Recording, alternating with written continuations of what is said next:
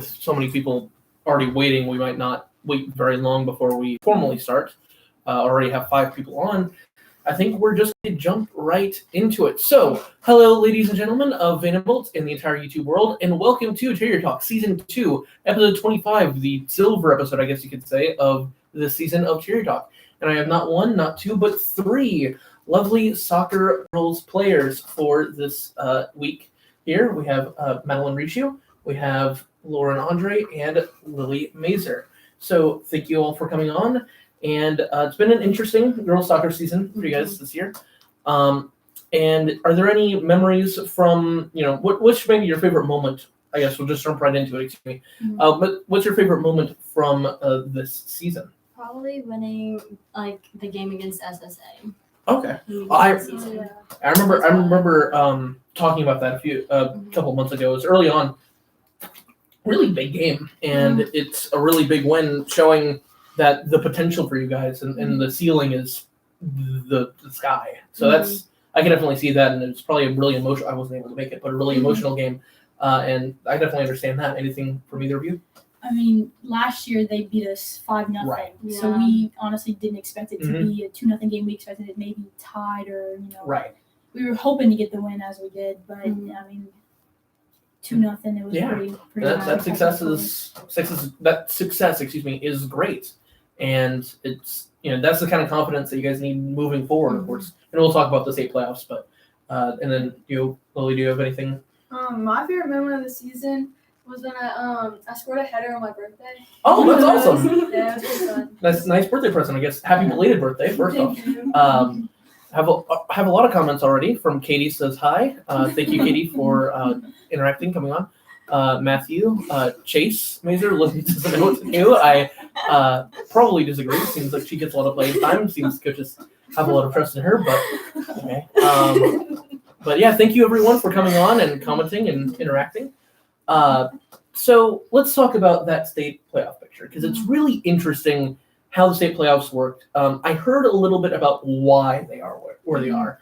But first, before we can talk about the future, let's talk about the game against Belle Chase this week. It's 5-12 game. You guys are going to be heavily favored. What do you think are the most important things in order to win that game? I think the main thing is we can't go in with a big head, knowing that we are going to beat them or blow them out the water. I think we just need to go in thinking they're just as good as any team that we could play, and we just have to play our best game against them. Right. And then we have to have positivity and communicate with each other. Yeah. Because that's the key. I feel like this season the biggest thing is our mentality. Yeah. Learning how to deal with things and work together as a team. Yeah, and I know you guys have. It's been an interesting year in that way, because you've beaten some teams. You mentioned SSA that great wins, and you had some games that you maybe didn't play up to where you expected to play. So it is that mentality that's going to impact a lot. And I feel like I've played in teams where this isn't usually the case. So it's really unique looking at your guys' districts, where you're forced to play 6 or 7 games that are all blowouts. You guys are just crushing everyone on your in your district. I'm not used to that. I play with the basketball team. I'm part of the basketball program, the football program, where we don't usually blow everyone that we're forced to play out of the water. Where Morgan Haydell says hello. Thank you for joining us today. Anyway, but I feel like that can definitely mentally affect you guys, and probably not in a positive way. Or you wanted to say anything about that? Yeah, I guess it has a good side and a bad side to it. I mean, they're easy games for us, know, especially if we're playing one of those mercenary teams and then we play a really tough game, give us a little bit of a break. Right. But then again, it doesn't prepare us for any of the tough games that we have coming up. Right. Confidence is nice. Sometimes that confidence can be a double-edged sword, as kind of you mentioned. And that's something you have to be leery of, especially in a game that, yes, it's a game against Belle Chase that you're projected to win, that you're supposed to win. But if you lose, if something bad happens, it's over. The season's over, and you have to be worried about that. This is the playoffs. Anything can happen, and you can't look ahead to what's a very interesting playoff picture in the next few weeks. So you guys are a 5 seed, which means theoretically you're not favored to move past, not this round, but the next. But it is nowhere near that simple when looking at who you guys have to play. So the 4-13 game, the winner of which you guys play, and you know this, but for the viewers, the 4-13 game is Lakeshore playing against Turlings Catholic. Turlings Catholic is the 13th seed. However, I might not just pick, but say Turlings Catholic is the straight-up favorite in that game versus Lakeshore. I don't know the exact situation with why they have some kind of ineligibility problem. If you have more information on that, that'd be great. All I know is some player was ruled ineligible, and they had to forfeit a bunch of wins. Yeah, we know We that. don't know really why. Yeah, We just know like they had to forfeit a bunch. Right. Yeah. So that happens, and that shakes up the entire picture. They might have been, I don't know what seed they would have been, 2, 3, 4, whatever, pretty much around where you guys are. Because a little bit of background, you and Turlings were the two teams that were moved up to Division 2 this year, and were seen as teams that could contend for the state, and both of you are. Of course, both of you met in the state championship game last year. So with all that being said, Turlings could beat Lakeshore, and then you guys would have to go to Turlings, right? To in that game, because you guys played at home, they played away, and that would be a big game. I mean, obviously, if it's a 5-4 game versus Lakeshore, it's also a big game. Lakeshore's a good team, but either way, you're looking at there isn't going to be some upset in that game where the 13th seed is going to win, and then you have a somewhat easy game going into the next week. No, whoever it is, and it really could be either team, it's a big game for quarterfinals, and the winner of that game is going to have a legitimate chance at getting all the way to the state championship game. And we know that from your game versus St. Thomas More. You talked about the game versus SSA, who is, state, one of the best state programs ever. I've seen them be nationally ranked to the top 10 before, and huge win. But another really great game, really great performance from you guys was versus St. Thomas More earlier in the season. Like really early on, where you tied them, maybe even should have beaten them. You discussed before we came on that it was some like weird PK that happened, and so that game's obviously very winnable. They're the number 1 seed, and they would obviously be projected to beat whatever 8, 9, 16 seeds they're gonna probably crush, and so that game probably at St. Thomas More, or unless I don't know if that works the same way in. It is okay. At St. Thomas More, very winnable. Whether it's you guys or a team that beats you guys. So a lot is at stake. A chance to knock off that number 1 seed, a chance to get to that state championship, which all 3 teams that could get there legitimately see in your future.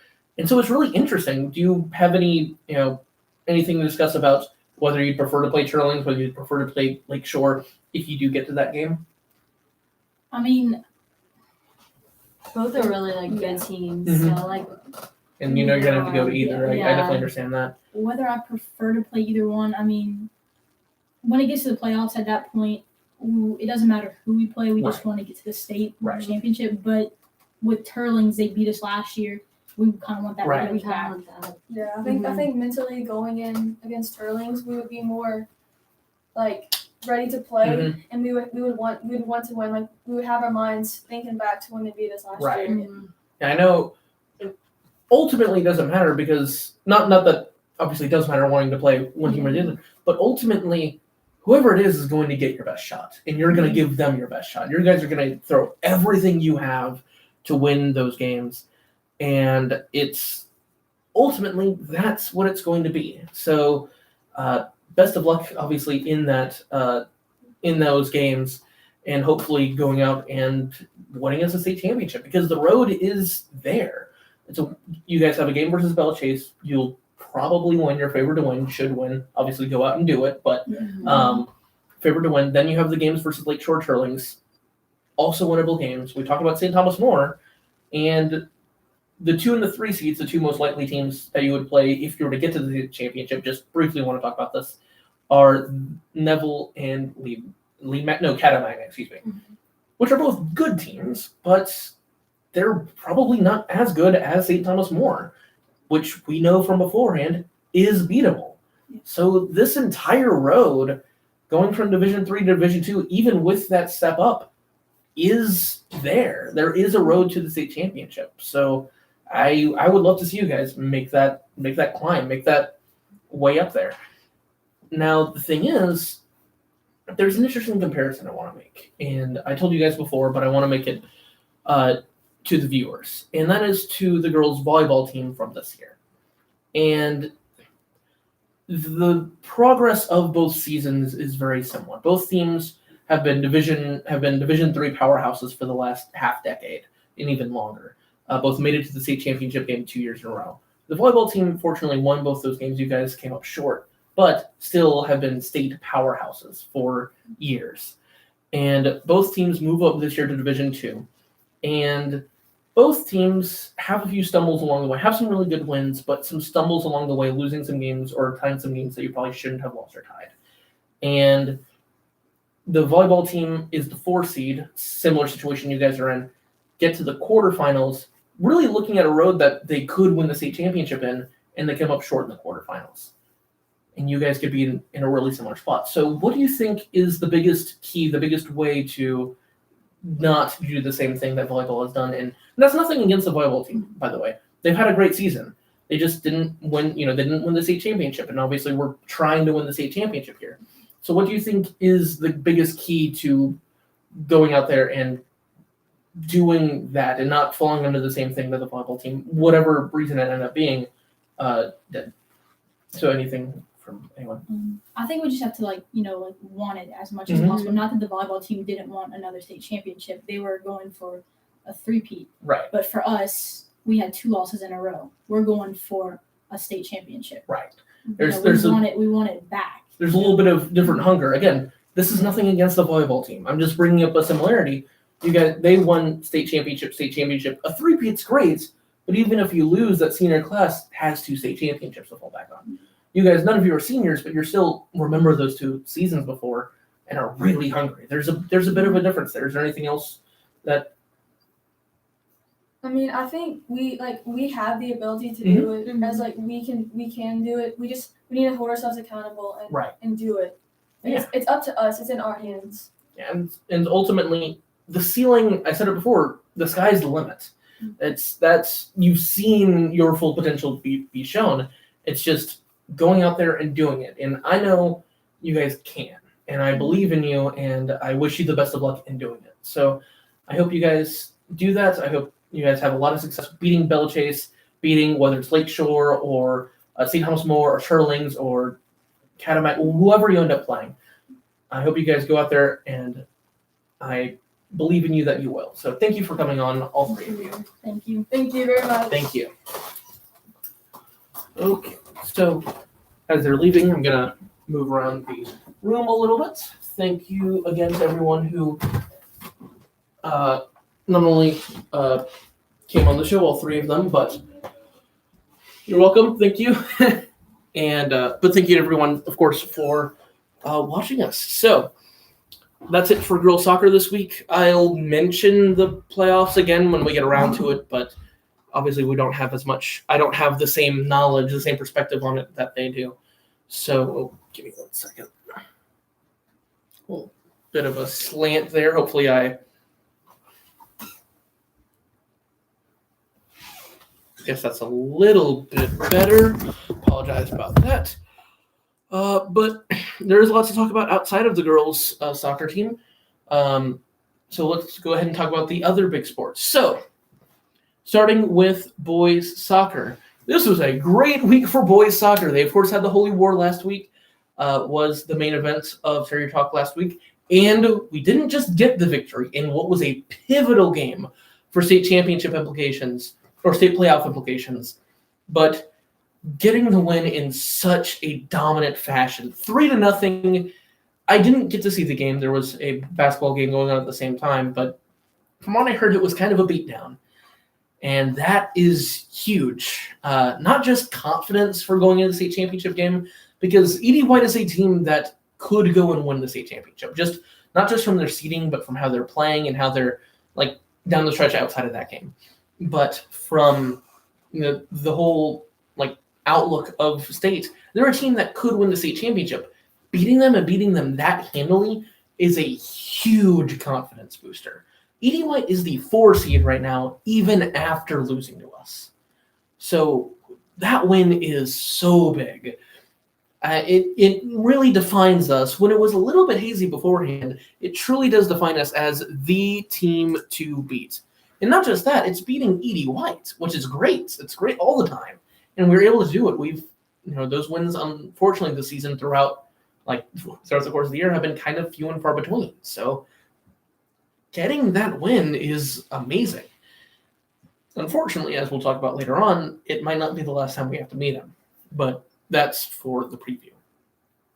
Moving on to basketball, and this will probably be a long segment because there is a lot to talk about with all 4 basketball games that happened this week. Starting with girls basketball, girls took on Morgan City in probably the least interesting game of the 4. Morgan City is unfortunately not the solid team that everyone else in their district is.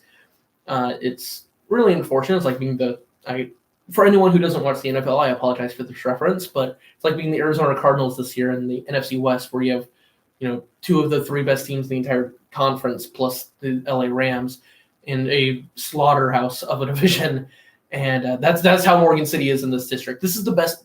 I've said it week in and week out, and we've shown it game in and game out in this district. This is the best district in all of girls basketball in the entire state of Louisiana, and Morgan City is the I guess not the ugly duckling, but the little, I can't think of a good metaphor or analogy, but they're kind of the wow. They're the worst team in the district by a long shot. That's what I'm trying to say. I apologize. But Morgan City is just not as good as any of the other teams in this district. South Terrebonne is good. Ellender is very good. Assumption is great. South Lafourche is good. We're obviously a very good team as well. And Morgan City just doesn't stand up to it. In every other game this season, in this district season, where it's going to be something worth watching, this game just wasn't. And it showed on the court.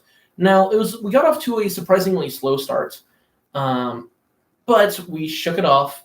We came back, not really come back. I don't know if we were down more than by 2 or something like that throughout the game, but we ended up winning by 30.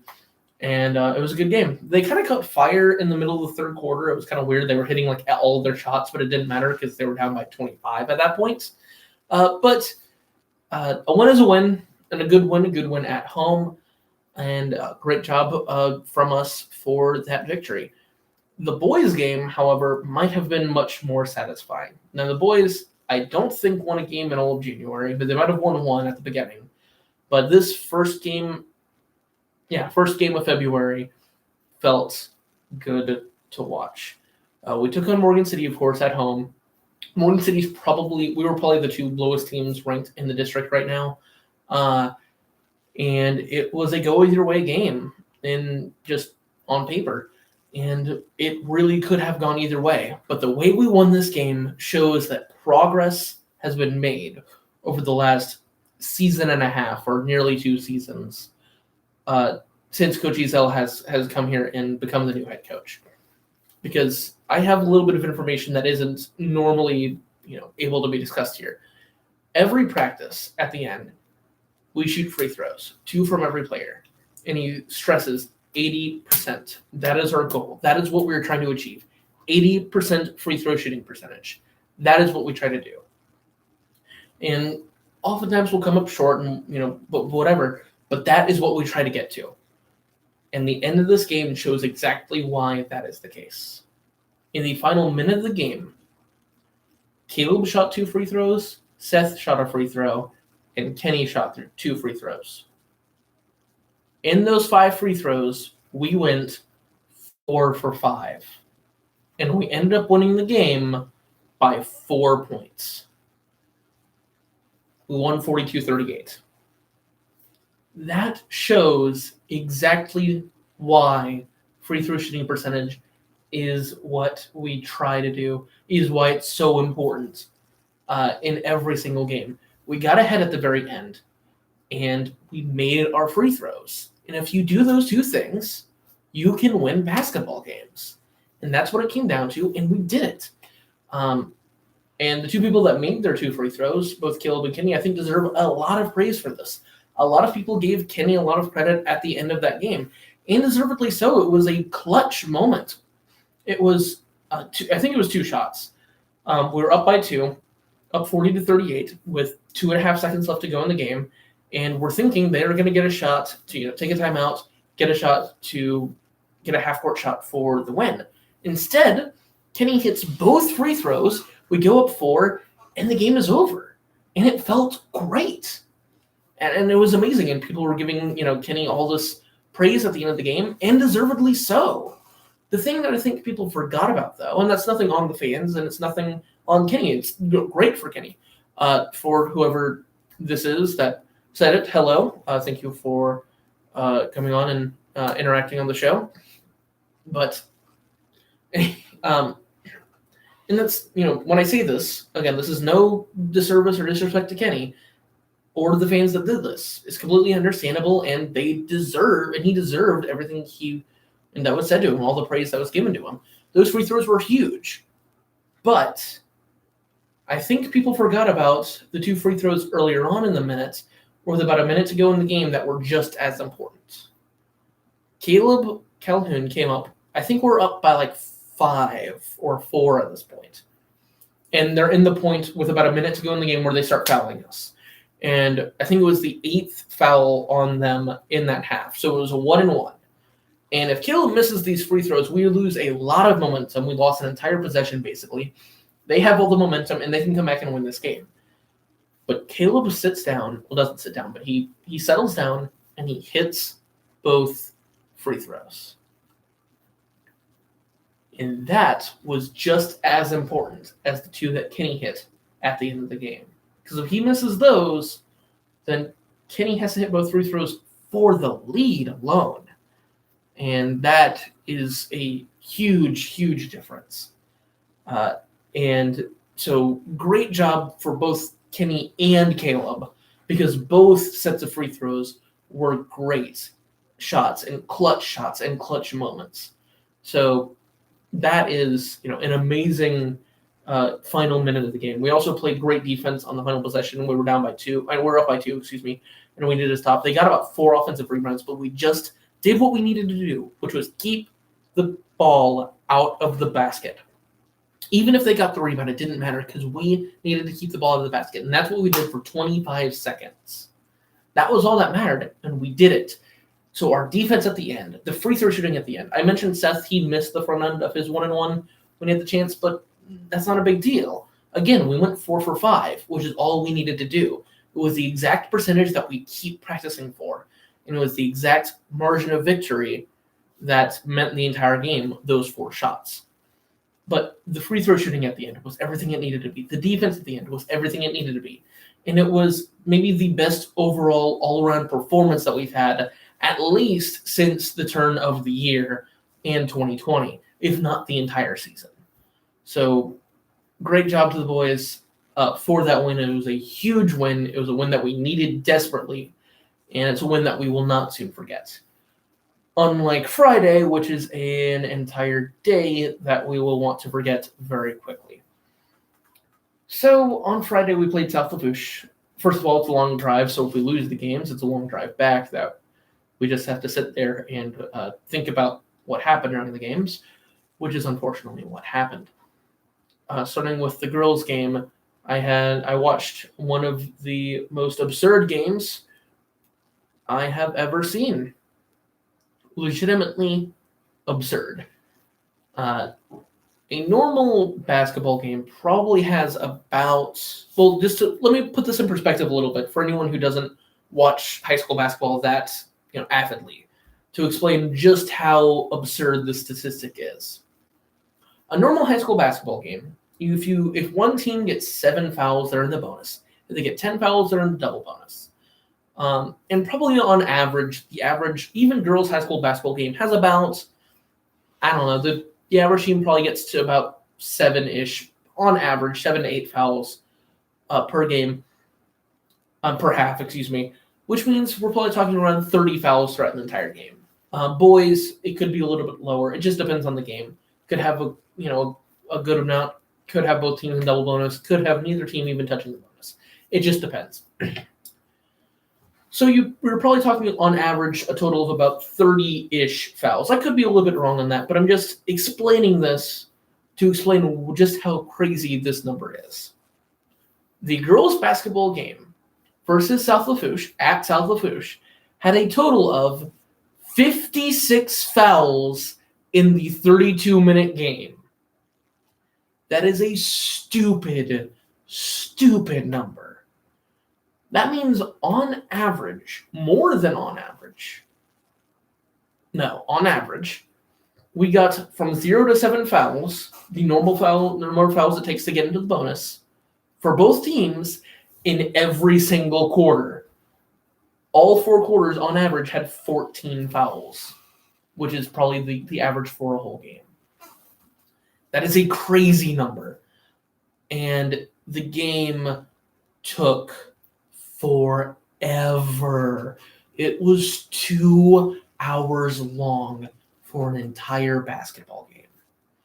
It was exhausting just to watch. Because the thing is, the more fouls you have, the more stoppages you have. The more stoppages you have, the longer the game takes. And it took forever. And the problem is, by the end of the third quarter, the game was over. We were down by we were down by 12 at the end of the third quarter. And we ended up losing by 20. And so by the end of the fourth quarter, and it just kept happening and happening and happening. The game just never ended. I mean, it was an avalanche for a girls' team that we just could not stop. And a large part of that reason was because of the reffing. I understand that we are a physical team, and South Lafourche is a physical team. And so we will have a lot of fouls. The last game, the girls versus South Lafourche, had 52 fouls, which is also a very high number. Not quite as high as 56, though. And makes a little bit more sense in that game where it had 30 fouls alone in the second half because it was such a close game. It was back and forth, and we just came up short at the very end. But 56 in a game that we were down by double digits for 3 quarters of just doesn't make any sense. And the large reason is the refereeing. It was maybe the worst ref game I've ever seen in my life. And I don't complain about refereeing, and I'll explain that a little bit more in a second. But it was terrible. I mean, we're touching them, and they call fouls, and fouls on things that just were not fouls. And a little bit to show that is who got what fouls. We got 36 team fouls ourselves. South Lafourche had 20. In those 36 team fouls, we had 5 different players that fouled out. And the notes behind the players that fouled out just further explain how crazy this was. First player to foul out was Kate Bonvillain, who fouled out in the second quarter. That is not normal. That does not happen. Outside of that, Leah fouled out, Brittany fouled out, Jeannie Shermy fouled out off of attack, and finally, Allie Parrott fouled out. I mentioned this specifically, and I emphasize this, because Allie Parrott probably has not fouled out once in her entire career. If she watches this isn't anything on her. This isn't any criticism. She is just a different player from a lot of the other players on our team. People like Brittany and Leah and Amy and and Kate and Janie and Jemmy, who wasn't there on Friday. They're physical players. They're going to go down and they will get fouls and they will foul out from time to time. Allie doesn't really do that. She's a different type of player, and that's fine. That's nothing against her. But she just does not foul nearly as much as the other girls do. And for her to foul out in a game, it doesn't happen. The refereeing was terrible in that game. And I say that, but I'm going to say something that's not very popular, especially for people that watch the game, because the refereeing was terrible. And, even the coaches even agree with me on this, because I could see it from their reactions. Coach Goldman was not happy at the end of this game. He had to leave immediately, and I completely understand why. Miss Mason, in what is one of the funniest moments maybe of the entire sports year for Vanderbilt, got a tech in the game, which is hilarious. They had a terrible call where they call it out on us. So it was, right in front of the entire Vanderbilt away stands. And obviously out on South Lafourche, they call it out on Vanderbilt. And Miss Mason, protests it from her chair as an assistant coach. Protests it, and they tear up from the chair. And it was hilarious. I mean, Coach Coleman, again, this was I think it was in the third quarter. He was not very happy, but he was laughing because it was funny. But the coaches, everyone agrees that game was terribly reffed. However, it was not just the refs. That wasn't the only reason that we lost the game, and I think that's something that people will forget when a game is poorly reffed, and this one was. It's more than just that. We made mistakes in that game that cost us that game. There were turnovers.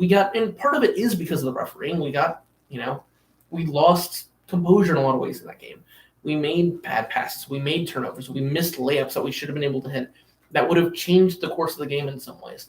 And I'm not saying we would have won if we didn't make any mistakes, but blaming just the referees on a game is, I think, unfair in probably every situation. I don't think I've ever seen a ref straight up cost a team a game in basketball at the very least, ever. But it's something to remember that it's, always make sure to, at the end of the day, fix the problems you can fix yourself. Control the things that you can control. You can't control the refs. You can't control what fouls they call, what fouls they don't call. But you can control what you do and the mistakes you make and the mistakes you don't make. So I think for the girls and for the fans, don't look at this game and complain about the refs, looking back at it. Look at this game and look at the things that you can fix and fix those things. And I'm not a basketball head coach. I don't know the specific things you need to fix. I don't know. Or what you need to fix, or if you need whatever it is. But just go into it and remember that to improve in the future instead of worrying about something that you can't control in the referees. And I think that's something that I think a lot of people in sports, it might be better to prioritize because you can't ultimately control the refs. Whether it's in football or in basketball or umpires in baseball or in soccer from before or whatever it was, whatever sport you're in, you can't control that. You can control yourself and you can control your team if you're a coach or a player. So just worry about that in the future. And I think that goes, actually, while that is true in the girls' game, it's much more true in the boys' game. The boys had also a very weird game, but in a very different way. The girls kind of had an avalanche at the end where there were a lot of poorly called fouls, and we ended up down by like 12 in a game that we probably should be tied in. The boys, in a game that maybe we should have been down by about 12, ended the first half tied 25-25. And we go into halftime, and we're thinking, look, this game is winnable. We just need to keep doing what we're doing, and we can win this game. And then we go out and we play maybe the worst half of the entire season. I mean, the third quarter was maybe the worst quarter I've seen this team play ever. And that's not, my own eyes saying, oh, this team was, we were terrible for whatever reason. It's statistically, I don't know if I've ever seen a team score, I've ever seen us score 2 points in an entire quarter. I think we scored on our first possession. We had like a nice, I think it was Caleb to Seth, and Seth had a nice like mid-range shot from the free throw line for 2 points right to begin the quarter, and we were tied 27-27 at that point. And then we went cold the entire quarter. We ended up scoring 10 points in the fourth quarter, and we ended up losing by like 30 because we just could not score on offense. We couldn't break their zone. We couldn't get them out of it. We couldn't shoot them out of it. We couldn't, we couldn't scheme our way out of it. We couldn't shoot our way out of it. We couldn't get them out of that. I think it was a 2-1-2 zone, or 2-3 was kind of a variant of a 2-3 zone, and we couldn't do anything about it. It was, statistically the worst half we'd played all season. And that is not good going into the next week where we have at least one, if not two, maybe two, winnable games, one of which against a team that we vastly underperformed against the last time we played them. So hopefully we see more of the first half against South Lafourche and less of the second half against South Lafourche going into next week in some very important games. On the ref side of things, the first game, against the girls' game was really bad reffing with a side of some mistakes that we made. Like a little bit of mistakes that we made. The boys' game was mostly mistakes that we made with a little bit of really funny and really bad refereeing. And that's what this was. We were down by 25 at this point, but it was really funny. Kenny fouls out. They give him a flagrant foul on that fifth foul. And then as he's walking off the court for what seemed like no reason, 2 different referees teed him up, which counted as 2 different techs, which meant South Lafourche could choose any player to shoot 6 free throws, which is hilarious. It's not nearly as funny when the game is close, but it was something that I could sit back and enjoy because we were down by 25 and it didn't matter at that point. But it's just funny. It made no sense. It seemed like it was for nothing. The call was terrible, but it's not like we're gonna blame the refs on that. We were down by 25 already. The refs didn't. The refs aren't going to cause us to score 2 points in a quarter. That's what it ultimately is. They're not going to. So we just need to regroup as a team and play like the first half against South Lafourche instead of the second when we go into games against Eleanor and South Terrebonne this week. So hopefully we can do that. Obviously the loss is unfortunate, but I wish us the best of luck going into next week, and I'll talk about those games in just a little bit. So moving on, little thing in the review from last week before we get into this week's preview. Bowling, I mentioned them. They had a couple games last week, and they seem to have a lot of success. They won both their matches, I'm pretty sure they are, in bowling this week. So great job to both the boys and the girls teams, and I hope they have that success in the future and going into next week. And speaking of that, we'll begin the preview with them this week. I apologize for that. Apologize if you heard that notification. If you didn't, never mind. To start with the previews for this week, we have bowling, who takes on, and hopefully we can have the same success we had last week, because this week we have a really big game. They take on Edie White. If I recall correctly, at this point in the year last year, I had this as the main event. Didn't have that this year because I chose something different. I'll talk about that later. But, the boys face Edie White. Obviously, it's a big game. No matter what sport it's in, bowling might not get the same, attraction, or it's not really as much of a spectator sport as, soccer or basketball. Might not be as major, but it's still important because it's against Edie White. We've had a good start to the season, so I wish them the best of luck going into that game. I think they can win it. I don't know much about bowling as a the situation in high school. I mean, I know how the game works, but I don't really know. I don't know if Edie White's a great team or a good team or a bad team, whatever. We seem to be pretty good this season, so hopefully we can go out there and beat them. Best of luck to the bowling team for doing that. Then girls soccer.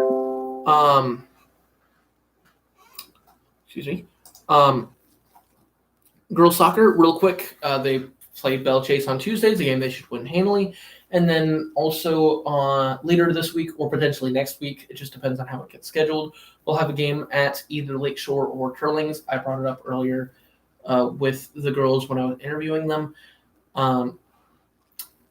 That's a game. I don't know if it'll be this week or next week. If it is next week, obviously I'll talk about it then, assuming that we beat Belle Chase. Again, I'll just reiterate this point from the interview.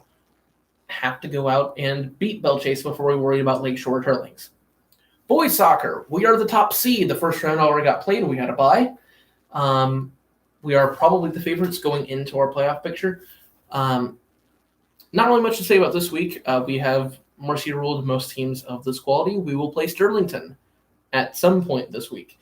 I will try my best to be there if it is any, depending on what day it is and depending on the time. It just depends. But I'll try my best to be there if I can. But we play Sterlington this week. It should be a game that we should be very good in, should be very successful in. I hope that it is. Moving on, quickly about the playoff picture for the boys. It's a playoff picture that we should be pretty successful in. Obviously, you have a few teams that are good. Lusher's the, 3 seed or the 2 seed. University High is the other one. They're the 2 teams that we'd be most likely to play in the finals. But maybe even more than that, I brought this up earlier on with the Edie White game. Edie White is the 4 seed. We're the 1 seed, which means we would be projected, theoretically, to meet up with them again in the semifinals. Again, probably at Vanderbilt. We just had this last week. So we'll have it again potentially 2 weeks from now. That could be really interesting because E.D. White's going to be really hungry at that point to go out there and beat us. So we've beaten them 2 years ago in the state championship. We beat them here. They want another shot at us. They're going to be hungry. So if that gets to that point, that's a huge, huge game for both teams. So much on the line, and I just want to kind of bring that up now before it actually potentially happens. I really hope it does. Anyway, moving on to basketball. Both girls and boys will take on Allender on Tuesday. I thought going into it that the boys had a better shot going into the last game when we played them at home. The boys had a better shot at winning this game than they probably did. Allender then dropped 94 on us, and that's not good. But what happens. Maybe we can go out there and give them a better shot this week on Tuesday. We'll have to see. Best of luck to the boys for that. The girls definitely have a better shot of winning this game. We saw that against Allender earlier this season. They traveled to us, and it was one of the best games of the entire year. The physicality, the intensity, the speed were things that I had not seen in a girls' basketball game probably in the 5 years that I've been here. And it was so fun to watch. Maybe didn't have the quite the best ending, I guess, not just from the fact that we lost, but from an entertainment perspective, as some of the other great games we played this season. But the game itself was maybe the best of the season outside of that final minute. They end up winning by 6. But it was only by 6 points. This is a game that we can win. We can travel to Allender and beat them. We know that.